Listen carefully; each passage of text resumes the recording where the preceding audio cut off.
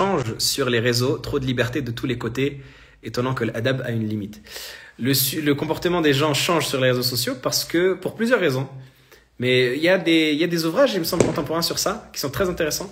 J'avais vu des passages d'un ouvrage, je n'ai plus le titre en nom, mais qui parlait justement de comment est-ce que les relations virtuelles changent, comment est-ce que les gens se désinhibent par le virtuel. Et il y a plusieurs raisons à cela. Il y a le fait que déjà, on ne voit pas la personne en face. Donc c'est un lien qui, par définition, est virtuel, donc dans lequel on n'a pas la conscience des conséquences que ça peut avoir en termes de société. Pour nous, on voit ça comme un jeu, comme une chose qui n'est pas réelle.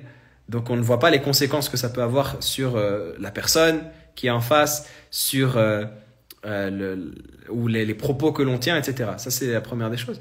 La deuxième des choses, c'est que lorsque l'on est derrière, on ne se sent pas inquiété par quoi que ce soit lorsqu'on est derrière un écran.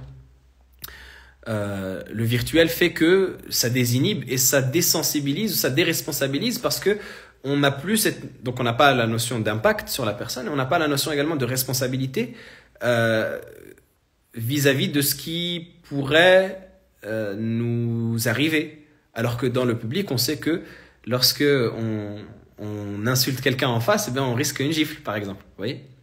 Mais c'est là où notre religion, elle vient nous rappeler que le fait qu'on soit en virtuel ou en public, ça devrait nous faire agir de la même manière. Allah subhanahu wa ta'ala, il nous mentionne que peu importe si on est en public ou en privé, il nous observe, il nous voit. Donc notre situation et notre rapport à autrui doit être le même, qu'on soit dans le virtuel ou dans le réel.